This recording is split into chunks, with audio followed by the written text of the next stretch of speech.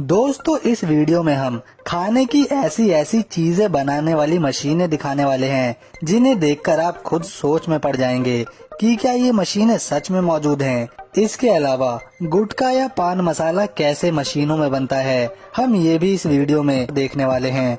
चलिए देखते हैं। Number 2, pasta making machine. इस मशीन का इस्तेमाल पास्ता बनाने के लिए किया जाता है। मशीन के नोजल ट्यूब पर अलग अलग डिजाइन, शेप के मोल्ड बदलने के ऑप्शन होते हैं जिनसे अलग अलग प्रकार के पास्ते तुरंत बनाए जा सकते हैं। जिस भी डिजाइन का पास्ता चाहिए उस डिजाइन के मोल्ड को इस मशीन पर लगाया जाता है, जिसके बाद विभिन्न आकार और शेप के पास्ता हमें देखने को मिलते हैं।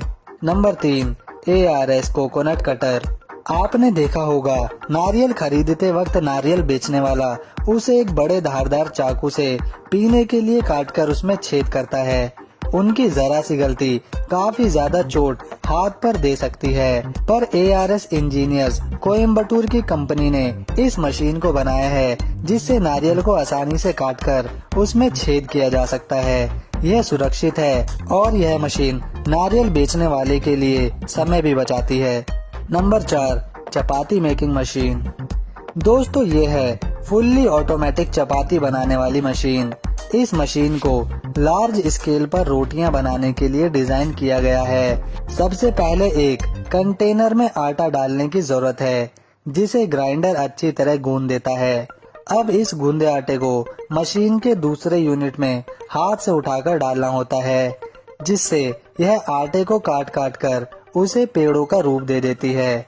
अब बारी आती है इन पेड़ों को गोल चपाती का रूप देने की, जिसमें एक एक कर पेड़ों को प्रेशर प्लेट के नीचे रखा जाता है।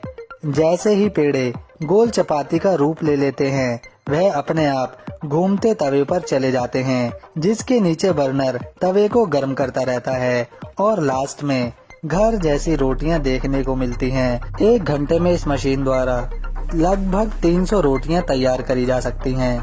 Number 5, bacon USA। इस मशीन में चॉकलेट क्रिस्टल को डाला जाता है जो चॉकलेट को टेम्पर कर देती है। चॉकलेट हैवी लिक्विड फॉर्म में बदल जाती है, फिर इसे चॉकलेट मोल्ड्स के ट्रेस के अंदर भर लिया जाता है और सूखने के बाद यह मजेदार चॉकलेट में बदल जाती है।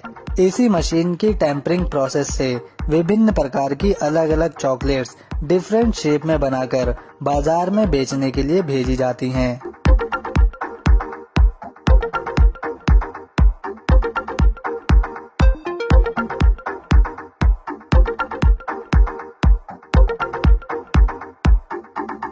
नंबर 6, लास्का।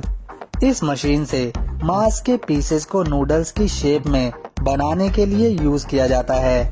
स्टोर किए गए मांस के टुकड़ों को इसके मूविंग कंटेनर में डाला जाता है। इसके बाद जब इस मशीन को ऑन किया जाता है यह मांस के टुकड़ों को पीस देती है और आगे की तरफ ढकेलती जाती है।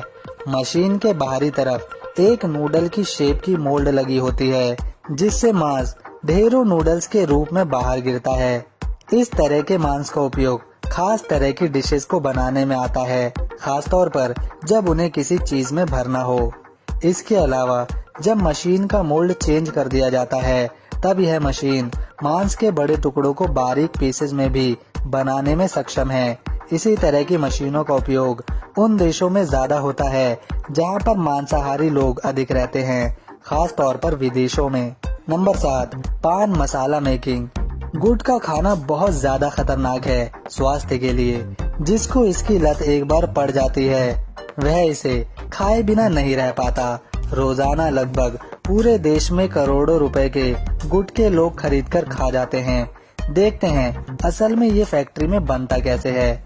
सबसे पहले बीटल नट्स, जिन्हें हिंदी में सुपारी भी कहा जाता है, इन्हें पेड़ों से तोड़कर धूप में सबसे पहले सुखाया जाता है। फिर इसके बाद इन फलों को काटकर उनके बीज निकाल लिए जाते हैं, जिसे आम भाषा में सुपारी भी कहते हैं।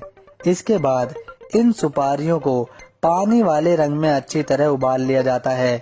इन्हें उबालते समय फल के ही छिलके डाले जाते हैं ताकि इनका स्वाद ना बदले।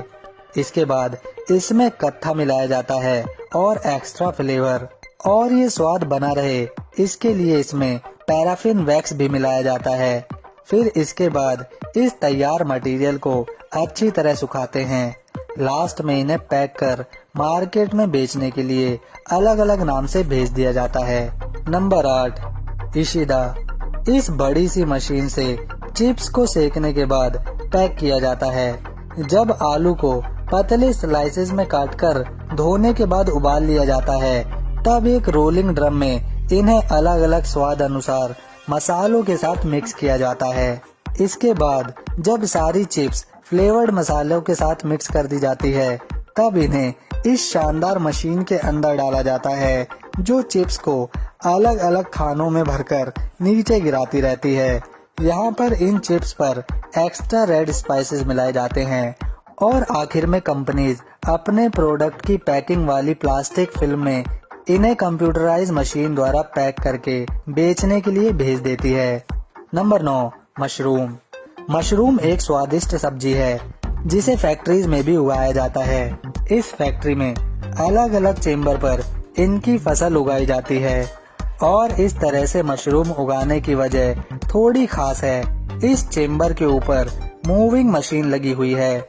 जब मशरूम अच्छी तरह पक जाते हैं, तब इन्हें ये मशीन इन मशरूम को आसानी से काट निकालती है।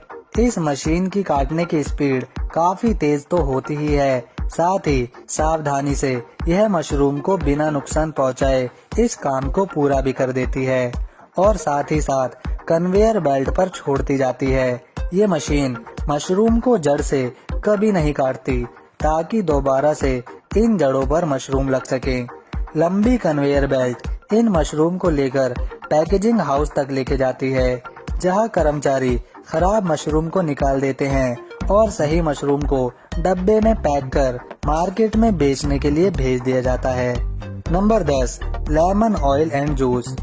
मौसमी संतरे नींबू का जूस आपने निकलते हुए देखा होगा, पर जब इसे फैक्ट्री में निकाला जाता है, तब इसे देखने का अनुभव काफी अलग रहता है।